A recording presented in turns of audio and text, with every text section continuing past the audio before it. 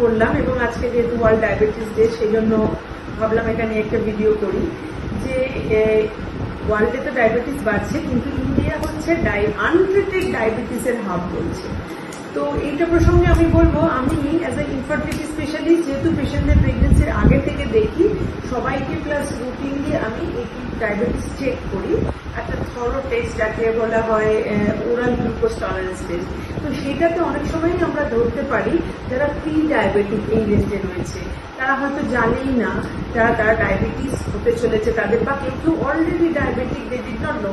The question is তোমরা কিন্তু এটা ডিনাই করলে, যখন আমি বলি যে এই ডায়াবেটিস আছে পজিটিভ, তোমাকে ডায়েটের রেস্ট্রিকশন, তোমায় কিছু ওষুধ নিতে হবে, অনেকে দেখি ডিনায়াল মোডে যায়, ম্যাডাম আরেকবার অন্য একটা ল্যাব থেকে চেকটা করে দেখবো যে ওটা কি সত্যি, বা আমাকে কি ওষুধ নিতে হবে, আমি নিচ্ছি না কেন না নিলে আবার সারা জীবন ওষুধ নিতে হবে। অদ্ভুত কিছু ধারণা আছে। অনেকে আবার বলে কি ওষুধ তো খাচ্ছি তাহলে আবার ডায়েট রেস্ট্রিকশন কেন লাগবে।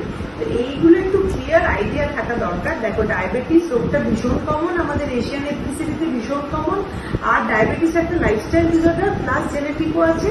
তো লাইফস্টাইল যদি তুমি চেঞ্জ না করো, খাদ্যাভ্যাস চেঞ্জ না করো, তাহলে ডায়াবেটিস কন্ট্রোল না হলে তার একটা লং স্ট্যান্ডিং এফেক্ট পুরো অর্গানে সবকিছুর পরে, এবং সেটা পার্মানেন্ট ড্যামেজ, যেমন আই এবং কিডনি, নার্ভ, এগুলো পার্মানেন্ট ড্যামেজ হয়। তাই জন্য এটা প্রিভেনশন করতে হবে যাতে কিনা ওই ড্যামেজ না হয়, হলে কিন্তু ওটা মানে কমপ্লিটলি ড্যামেজ, আর কিছু করার থাকে না।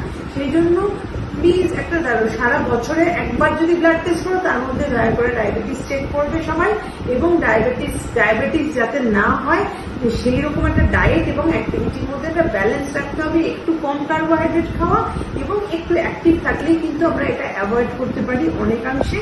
আর যদি থাকে তো তাড়াতাড়ি যদি আমরা ডায়াগনোসিস করতে পারি, তাড়াতাড়ি ম্যানেজ করতে পারি, আমাদের কোনো প্রবলেম করবে না।